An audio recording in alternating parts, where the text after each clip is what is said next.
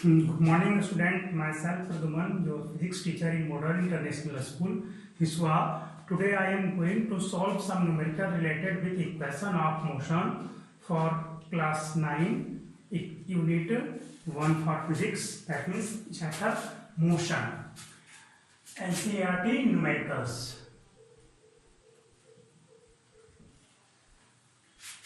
From exercise 8, this is numerical example number 8.4 from NCERT.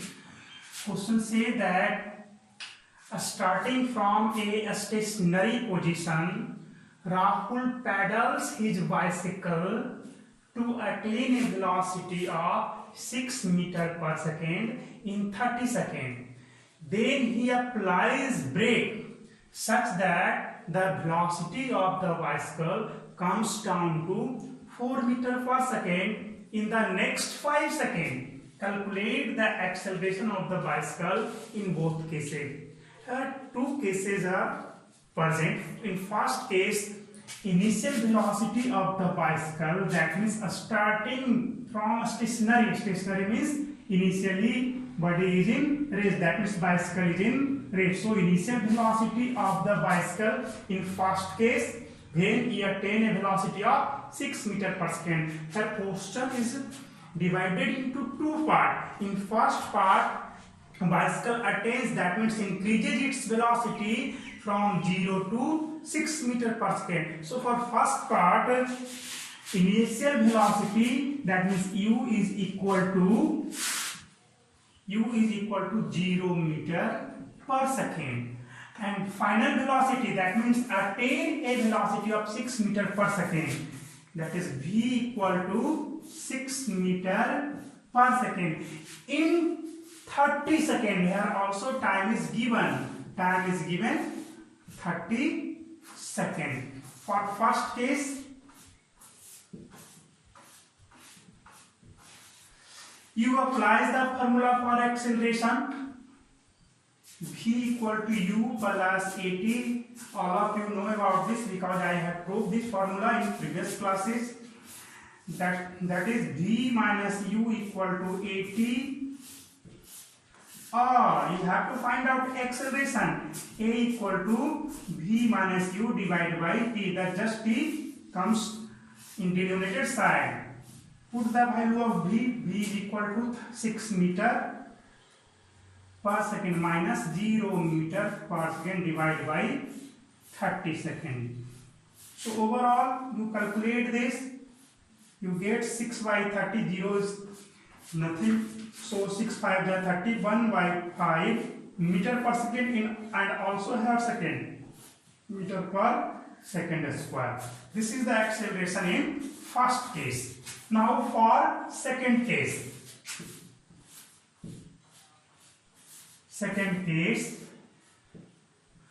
In second case, just we observe the velocity of the bicycle at the end of 30 seconds. हम second case में देखेंगे कि हम bicycle का velocity कहाँ से observe करेंगे. उसके लिए जैसे हमें एक्सेलरेशन फाइंड आउट करना, just we have to find out the acceleration. So we need initial velocity, final velocity and time. So here given that is final velocity decreases, that means comes down to 4 seconds. So final velocity is 4 seconds. Velocity, 4 meters per second. And time taken in the next 5 seconds. Time taken equal to 5 seconds. Now we have to decide initial velocity for second case. What is the initial velocity of bicycle in second case? कुछ students को ये लगेगा कि starting from stationary, that means initial velocity 0. No, for second case कहां से लागू हो रहा है? After 30 second. After 30 seconds, second case is applied. So your initial velocity is at the end of 30 seconds. तो 30 सेकेंड के एंड में कितना वेलोसिटी एक्वायर किया था? 6 metre per second. This is the initial velocity for second case. So initial velocity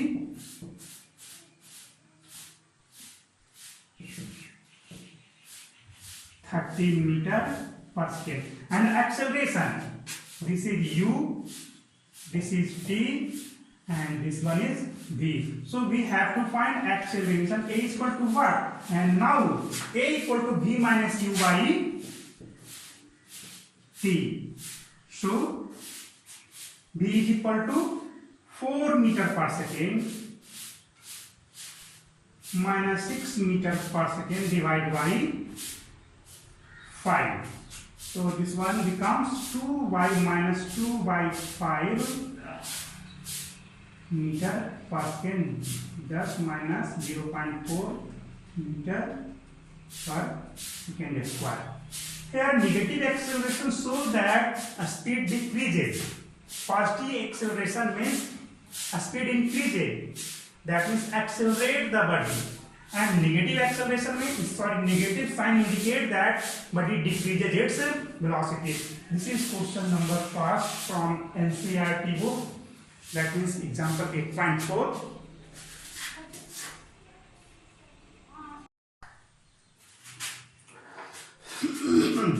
Now another example, that means example number 8.5 from NCERT book.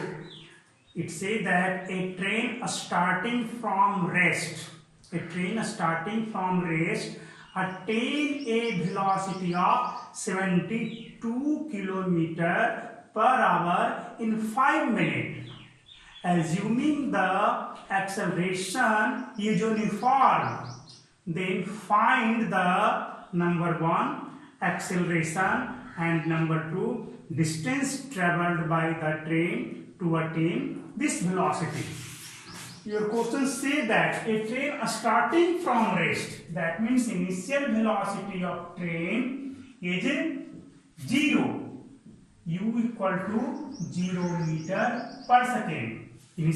Starting from rest, attain a velocity of 72 kilometer per hour. That means v equal to 72 kilometer per hour. In 5 minutes, that is time given, time is equal to 5 minutes. Assuming the acceleration is uniform, acceleration के बारे में कह रहा है कि acceleration uniform है, तो आप acceleration को फाइंड आउट कीजिए और डिस्टेंस ट्रेवल्ड बाय 8, ये कितना डिस्टेंस ट्रेवल करेगा।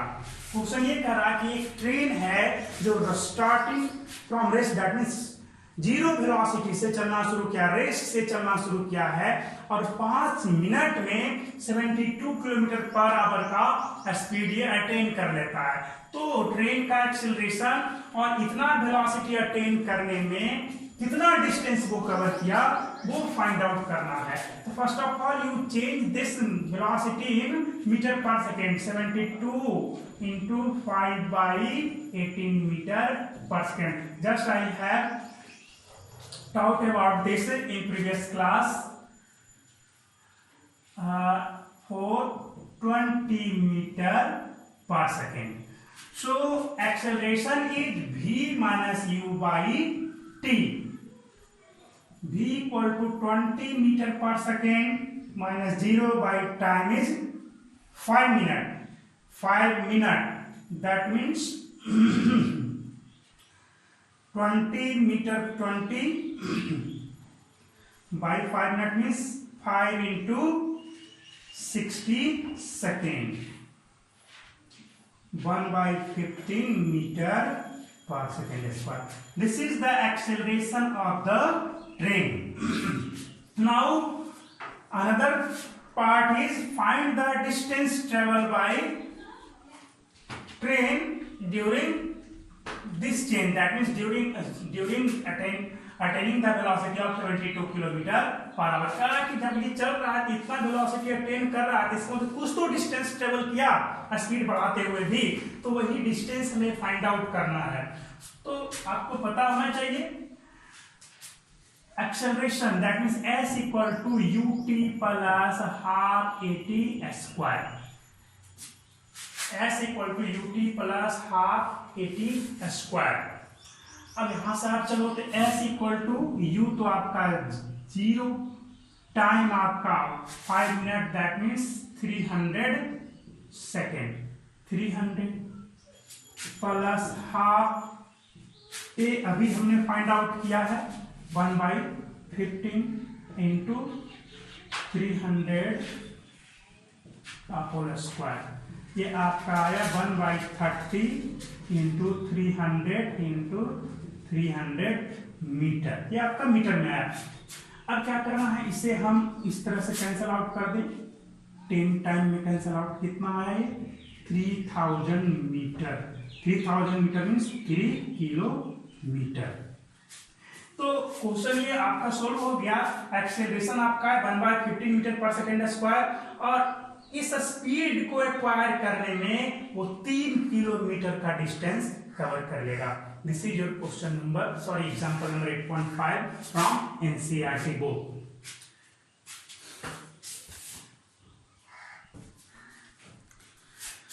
Another question is example 8.7 from NCERT book. This question say that the brake applies to a car produces an acceleration of 6 meter per second square in the opposite direction to the motion of the car. If the car take 2 seconds to stop after application of brake, calculate the distance travel during this time. Question ये है कि एक car आपका जा रहा है, एक car आपका जा रहा है, इस कार के बारे में बोला क्या है कि इस पर ब्रेक अप्लाई किया गया, इसका इनिशियल वेलोसिटी क्या है ये नहीं दिया गया है, सिर्फ और सिर्फ इस पे ब्रेक अप्लाई किया गया। तो ब्रेक अप्लाई किया गया, जा रहा है इस साइड, तो ब्रेक अप्लाई किया गया तो एक्सेलरेशन प्रोड्यूस हुआ किस डायरेक्शन में, तो जस्ट अपोजिट डायरेक्शन में, acceleration 6 metre per second square. आपका इनिशियल वेलोसिटी क्या है इसका नहीं पता है, लेकिन जैसे ही ब्रेक अप्लाई किया गया तो ब्रेक का जो एक्सेलरेशन था, ब्रेक में तो आपका स्पीड डिक्रीज करेगा, स्पीड इंक्रीज करेगा तब भी एक्सेलरेशन, और स्पीड डिक्रीज करेगा तब भी acceleration.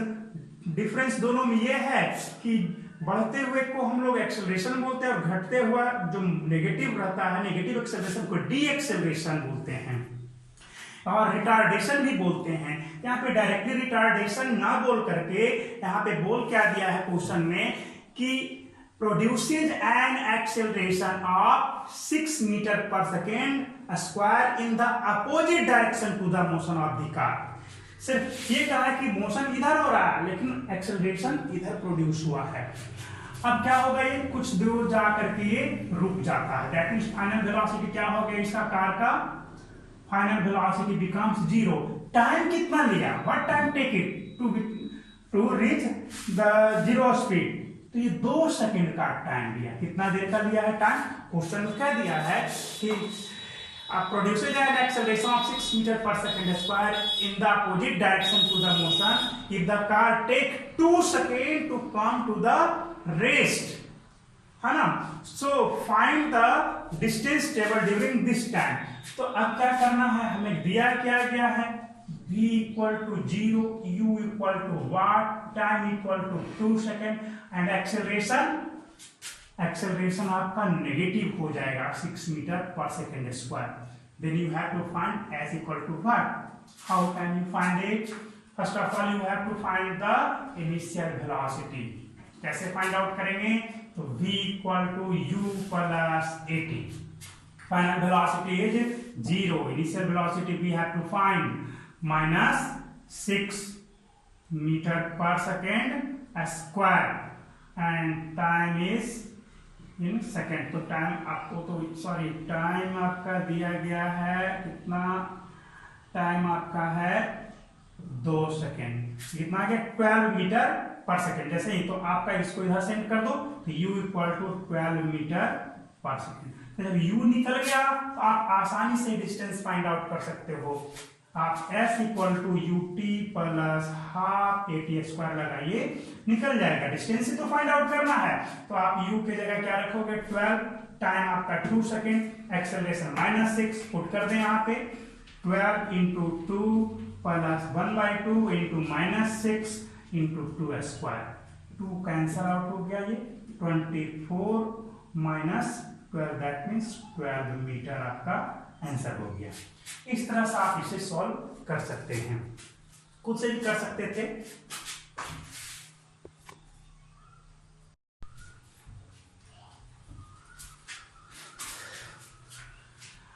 Another question is from NCERT book, page number 110, question number 2.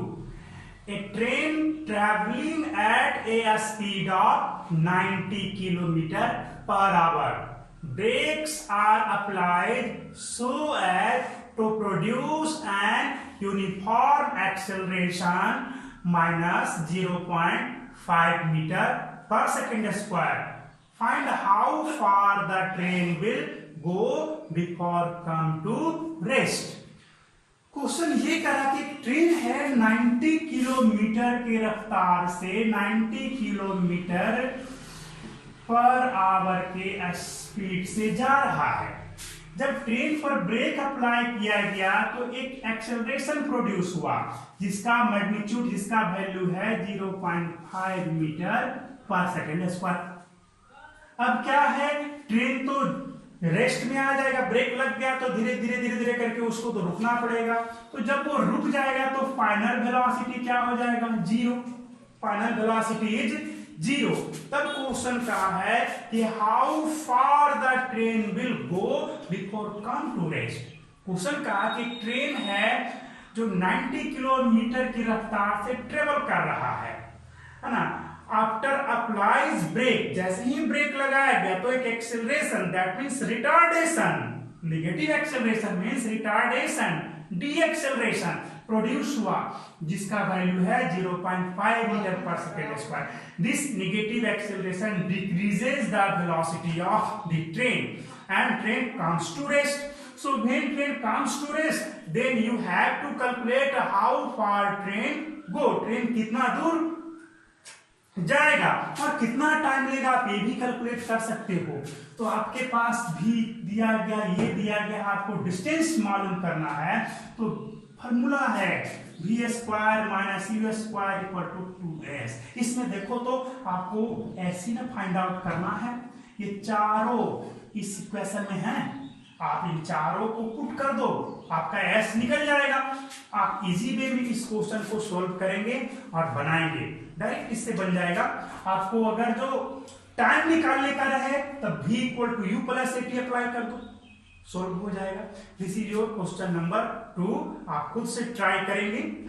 अब हम चलते हैं क्वेश्चन नंबर 5, पेज नंबर 110 पर ही है। कह रहा है कि stone is thrown in vertically upward direction. Question number 5 say that a stone is thrown in vertically upward direction with a velocity of 5 meter per second. If the acceleration of the stone during the motion is 10 meter per second square vertically downward, what will be the height attained by the stone and how much time it will take to reach there? Question कहा है कि एक stone है, इसको vertically upward direction में 5 metre per second की velocity से throw किया गया है। तो क्वेश्चन ये कहा जब भी स्टोन को आप थ्रो करोगे तो ड्यू टू ग्रेविटी ये कुछ दूर जाकर के रुक जाएगा, फिर नीचे आना शुरू करेगा। तो क्वेश्चन ये पूछा है कि कितना हाइट अटेन करेगा, how much height it attain during come to the rest. जब ये रेस्ट में यहाँ पर तो रेस्ट रुकेगा फिर नीचे आएगा, लेकिन वही कितना हाइट ये जाएगा ये फाइंड आउट करना है।